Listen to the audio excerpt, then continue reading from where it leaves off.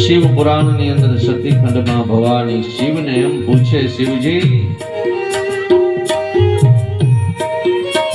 બાપની કંકોત્રી હાથમાં હોય તો જ દીકરી જઈ શકે.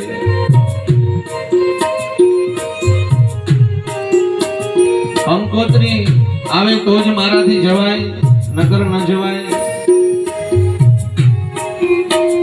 ભગવાન શિવજીએ ભવાની માતાને બહુ સારો જવાબ આપ્યો.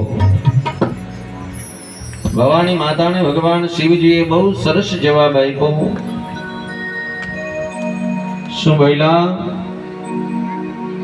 એક માવતર અને આંગણે કંકોત્રી હોય તો જ જવાય એવું જરૂરી નથી.